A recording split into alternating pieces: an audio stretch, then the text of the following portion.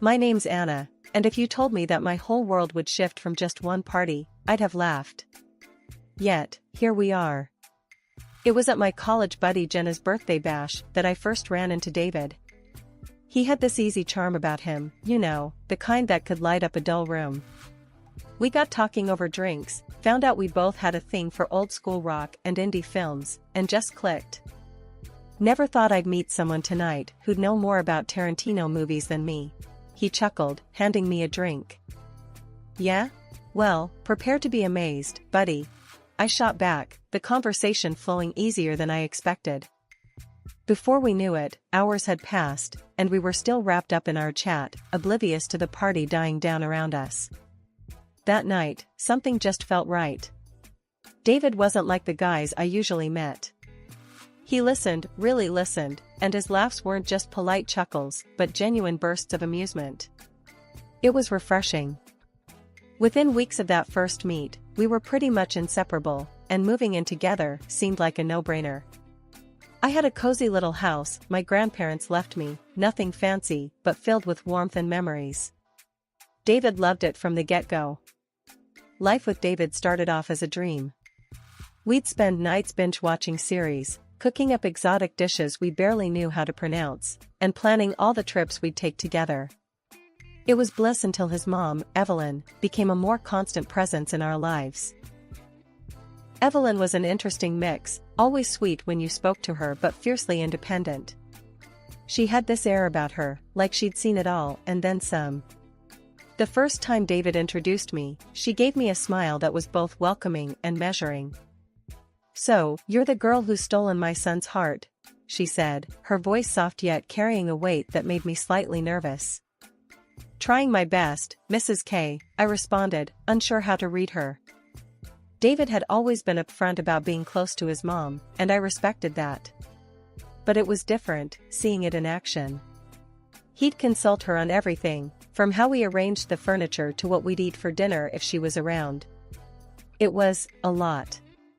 "Mom knows best, Anna. You'll see, she's got a knack for these things," he'd say every time I raised an eyebrow at their dynamic. I tried not to let it bother me too much.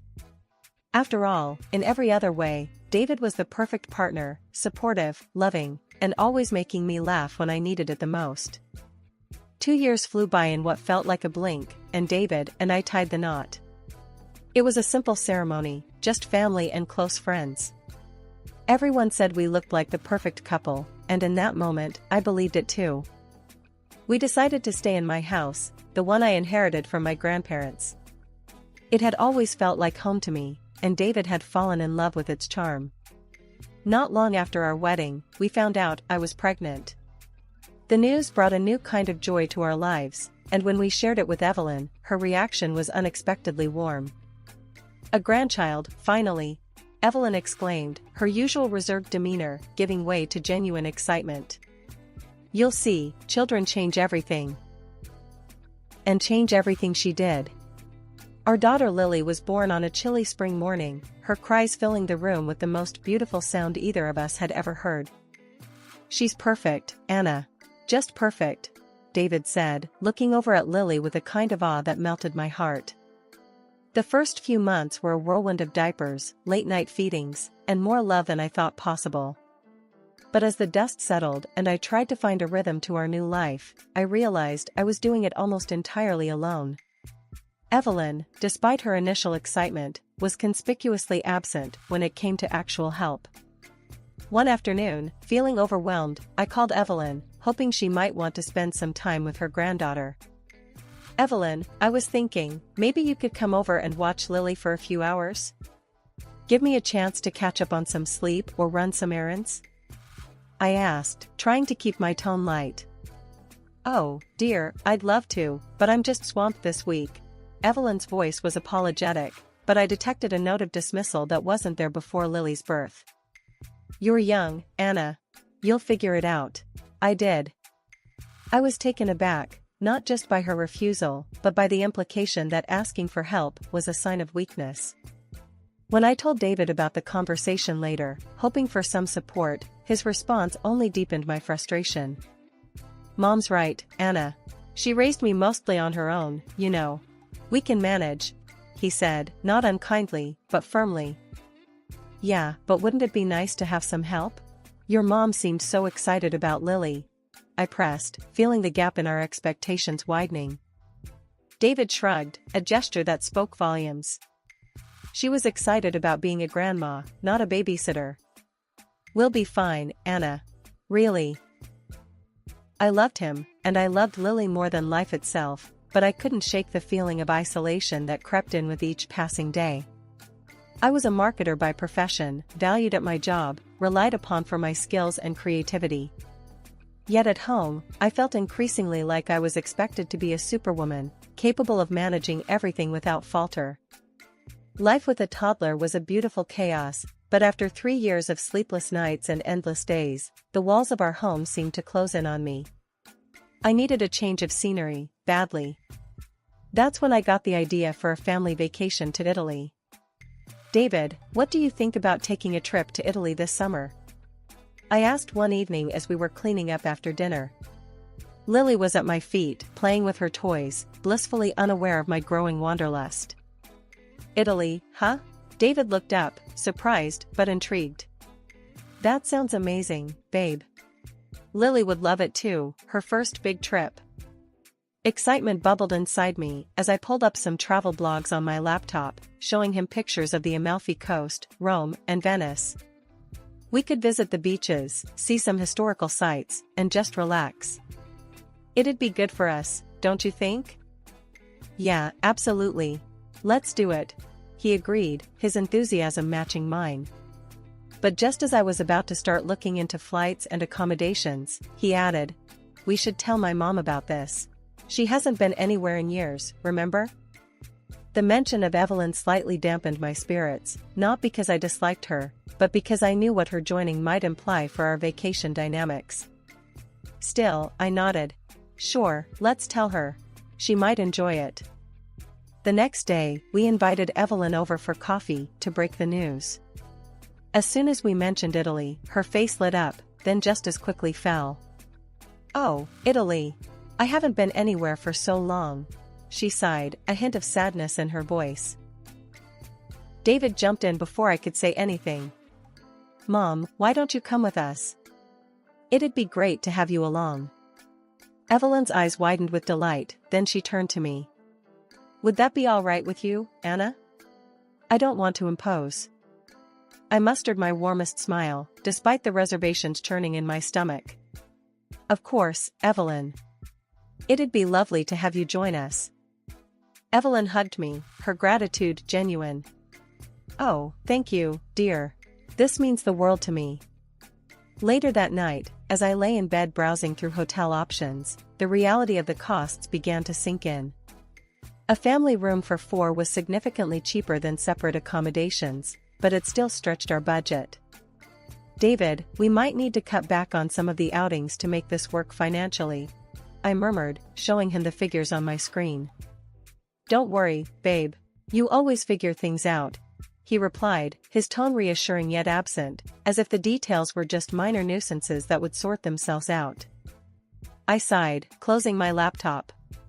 Managing this trip was turning into a project, but the thought of seeing Italy, of watching Lily play on foreign beaches, kept my spirits up. I'd make it work, somehow. After all, wasn't that what I always did? One evening, I spread out all the travel brochures and budget sheets across the kitchen table, trying to make sense of our finances. David wandered in, grabbing a soda from the fridge. Looks like a command center in here, he joked, taking in the chaos of papers and maps. Feels like one too, I replied, not quite sharing his humor. I'm trying to figure out how we can afford the extra costs for your mom without skimping too much on our actual vacation. David popped the tab on his soda, taking a sip before responding. Well, she's really excited, Anna. Maybe we can just do fewer touristy things. Spend more time relaxing instead? I nodded, though the thought of cutting back on the experiences I had been dreaming of stung a bit. Yeah, maybe. Also, I need to sort out something for Evelyn's pets. She doesn't want to leave them alone. Oh, right. David said, his brow furrowing slightly. What's the plan? I'm thinking of asking Rachel to look after them. I'll have to see if she's available and willing to handle Evelyn's zoo, I said, only half joking. Later that week, I caught up with my friend Rachel at a local cafe to discuss the pet-sitting situation. Rachel had always been the go-to for favors like this, but I knew it was a big ask. So, I hate to be a pain, but I have a huge favor to ask, I started, stirring my coffee nervously. Rachel smiled, her easygoing nature a comfort. Shoot. What do you need? It's about the Italy trip. Evelyn's coming with us, and I need someone to take care of her puppy and 2 cats. Could you, maybe help out? I asked, hopeful, but feeling the imposition. Rachel paused, then nodded. Sure, I can do that. Just show me what needs to be done. How long are you guys gone? 2 weeks. And you'd be a lifesaver, really. Evelyn's pretty particular about her pets, I explained, feeling a mix of relief and guilt. No problem. I'll come by a few days before you leave, get the rundown.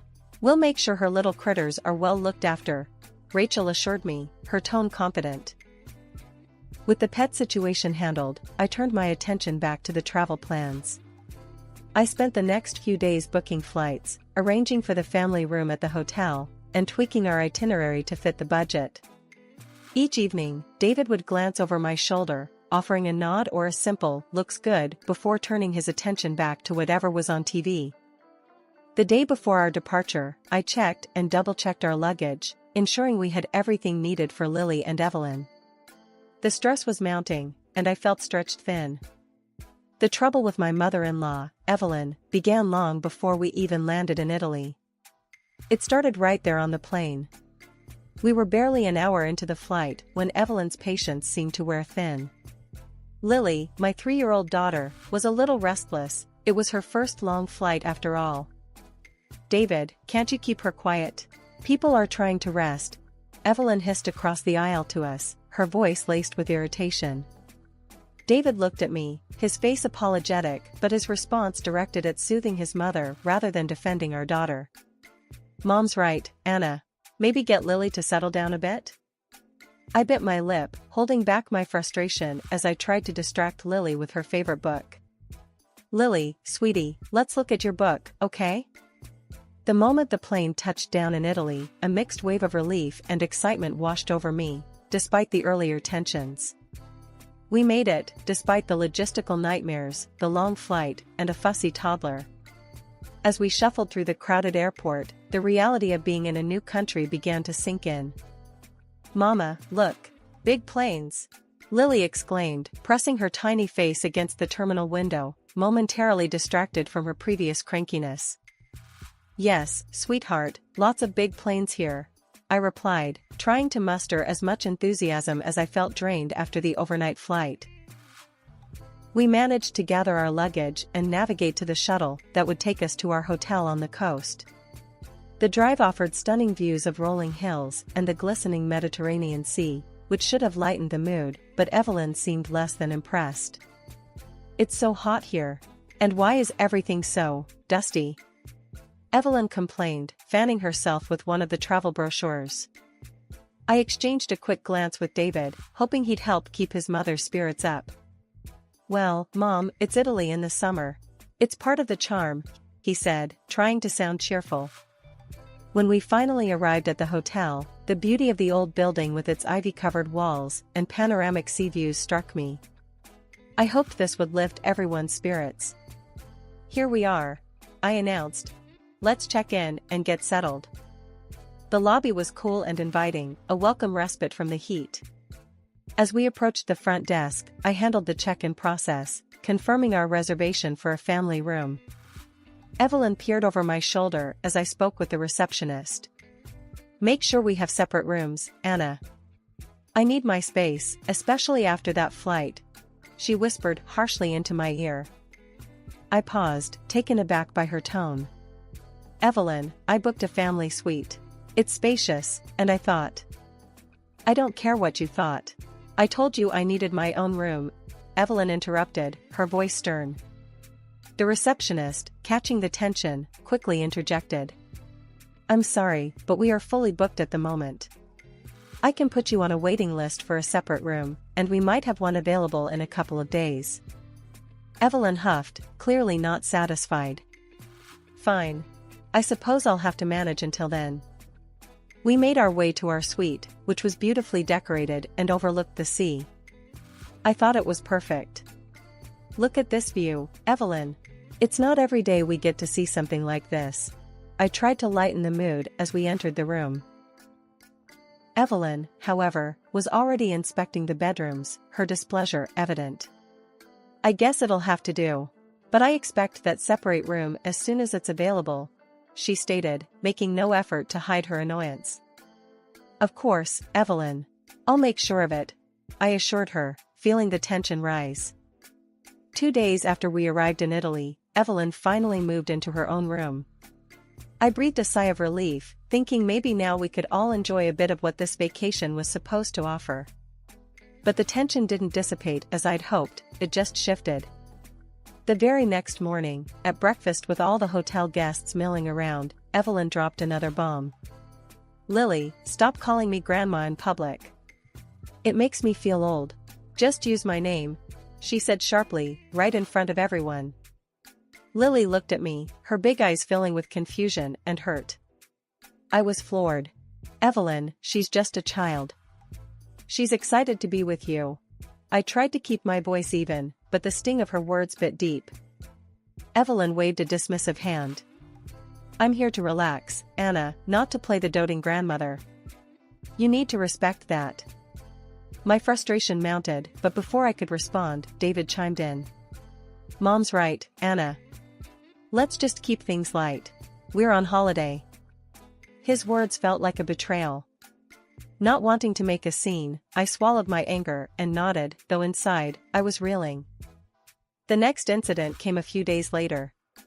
I woke up to find both David and Evelyn missing. Confused, I asked the receptionist, who informed me that they had rented a car and gone out for the day. They hadn't even bothered to tell me or invite us.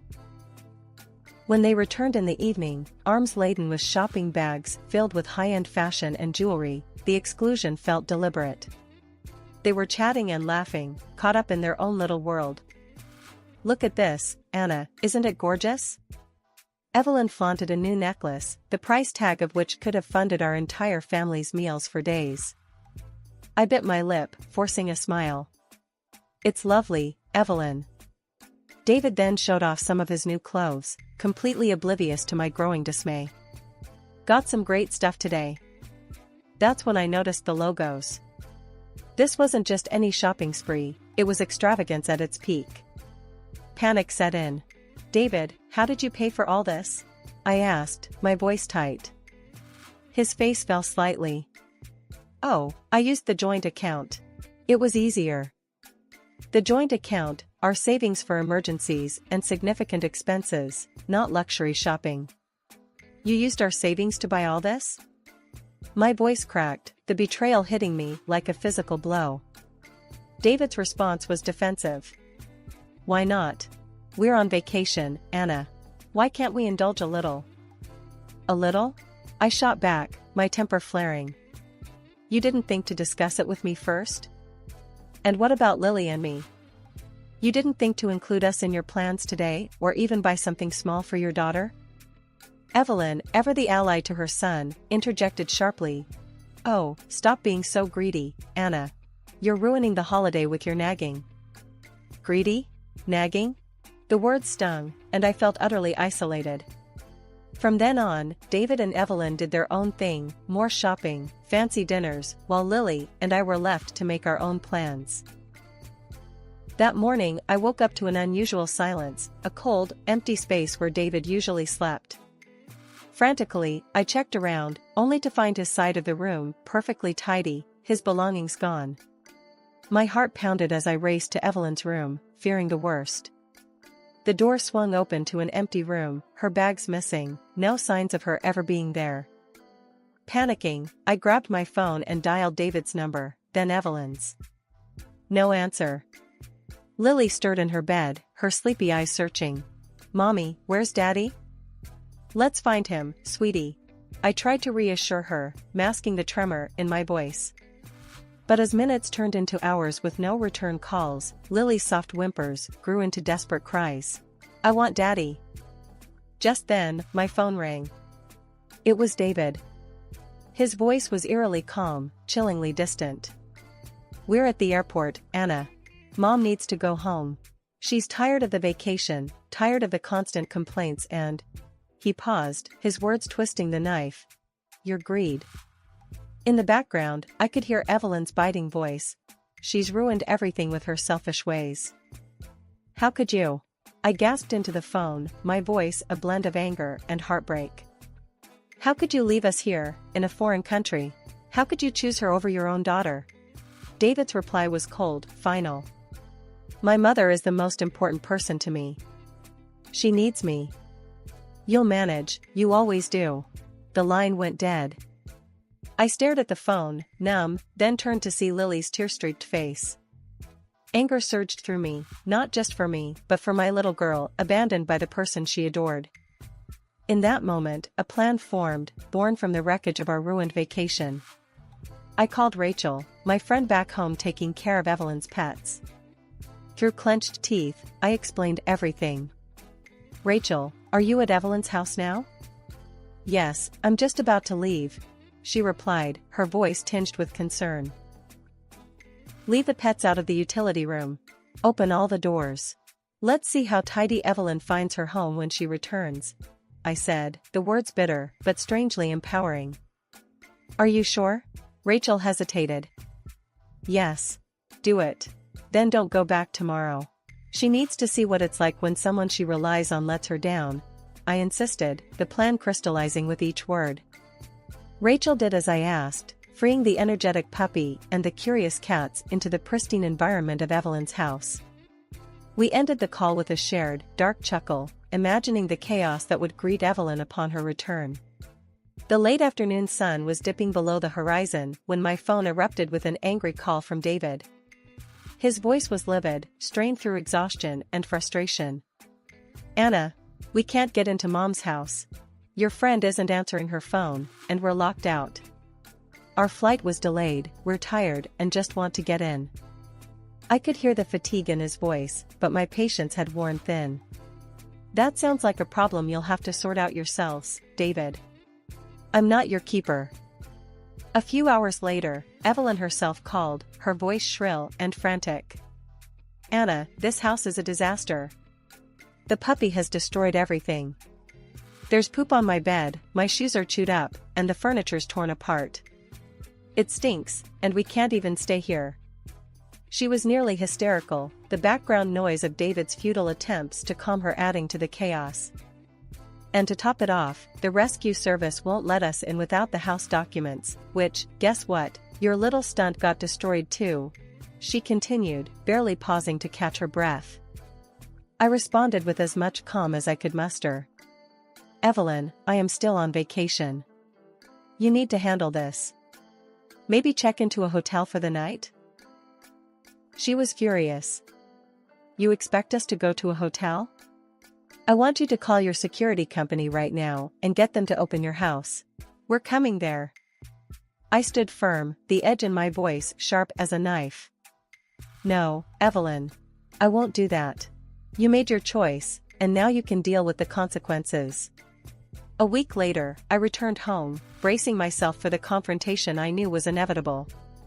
Sure enough, David and Evelyn were waiting at my doorstep, their faces stormy. You've crossed the line, Anna. I'm filing for divorce. David shouted before I even had a chance to set down my bags. I sighed, more relieved than upset. I was going to suggest the same thing, David. His anger faltered, replaced by a stunned silence. Evelyn tried to chime in, her words laced with venom. You're nothing without us, Anna. You'll regret this. Ignoring her, I turned to David. Pack your things. You need to leave.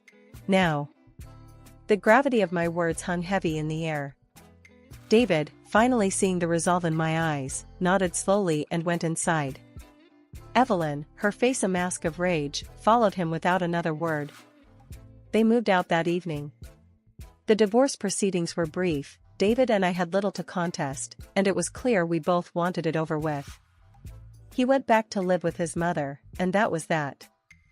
Now, as I sit in the quiet of the home I fought to protect, I realize I've regained more than just my independence.